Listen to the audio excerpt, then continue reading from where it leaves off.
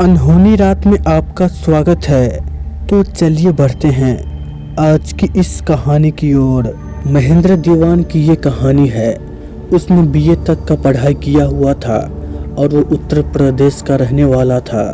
स्वभाव में मिलनसार होने के कारण मैं बहुत ही जल्द दोस्त बना लेता हूँ। फेसबुक पे मुझे एक दोस्त मिला।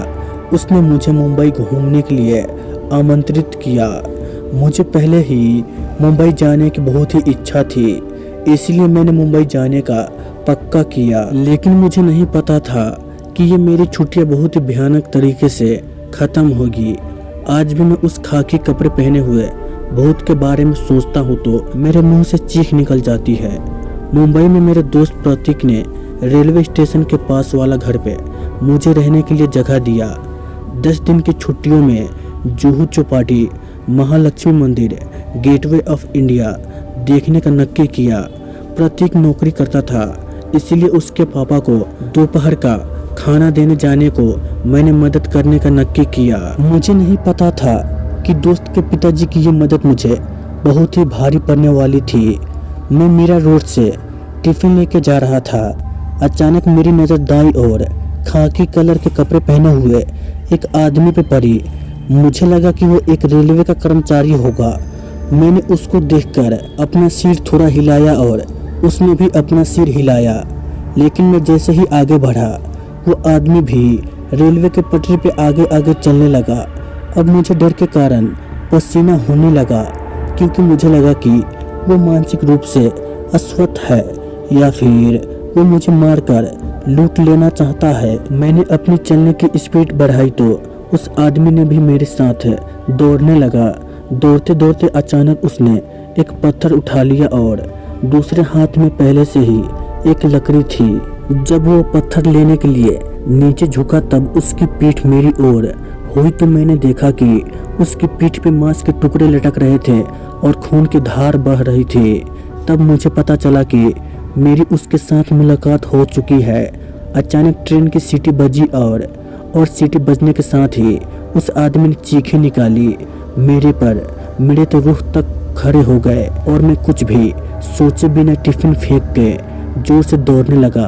मेरी चप्पल भी रास्ते में छूट गई और कंकर और पत्थर वाले रास्ते पे 300 मीटर तक दौड़ के हाईवे तक पहुंचा। सन्नाटा और उस सनकी से दूर जाके लोगों की भीड़ देखकर मेरे जान में जान आई। लेकिन डर के कारण मैं रोने लगा। मेरी सांसें इतनी तेज चल रही थी कि थकान के कारण मैं उस हाईवे पे बैठ गया। मुझे रोता हुआ देखकर लोग इकट्ठे हो गए। किसी ने मेरी जेब से फ़ोन निकालकर मेरे दोस्त से बात किया। मेरा दोस्त टैक्सी में बिठा के उसके घर ले गया। प्रतीक के पिताजी ने मुझे उस रेलवे ट्रैक के पास भटकता हरिया नाम के भूत की दुर्घटना वाली बात बताई। उन्होंने बताया कि हरिया एक रेलवे कर्मचारी था। हरिया का काम ट्रेन के पटरियाँ रिपेयर करने का था और जानवरों को रेलवे पटरियों से दूर रखने का था। हरिया खुद का काम पूरा लगन और मेहनत से करता था। एक दिन एक जानवर का पैर रेलवे के पटरियों में फंस गया था। हरिया ये देखकर पटरियों की ओर भागा और अपना पूरा ताकत लगा के वो जानवर का पैर निकालने की कोशिश करने लगा और उसी वक्त अचानक से ट्रेन आ गई।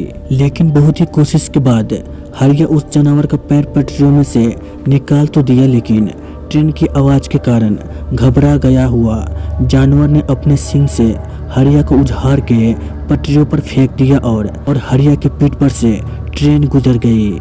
शायद यही कारण से हरिया ट्रेन के पटरियों से गुजर रहे हर एक व्यक्ति को ट्रैक से दूर भगा रहा है। और बहुत बार दोपहर में जानवर उस जगह पर जाके जोर जोर से चीख रहे हैं। शायद उनको भी डरा के हरिया रेलवे पटरियों से दूर भगाना चाहता है, ताकि किसी के साथ उसके जैसी दुर्घटना ना हो। 10 दिन की छुट्टियां 4 ही दिन में पूरी करके ट्रेन के बदले बस से वापस अपने गांव चला गया। हरिया का भूत शायद अच्छे इरादे से लोगों को डरा रहा होगा, लेकिन उसको देखने का मेरा अनुभव मुझे आज भी डरा देता है। तो ये थी मेरे साथ घटी एक सच्ची घटना। तो चलिए मिलते हैं एक और डरावनी कहानी में। अगर आपने अभी तक हमारे YouTube चैनल को सब्सक्राइब नहीं किया है तो कर ले, ताकि आने वाली वीडियोस की नोटिफिकेशन आपको जल्द ही मिल जाए। तो चलिए मिलते हैं अगली वीडियो में।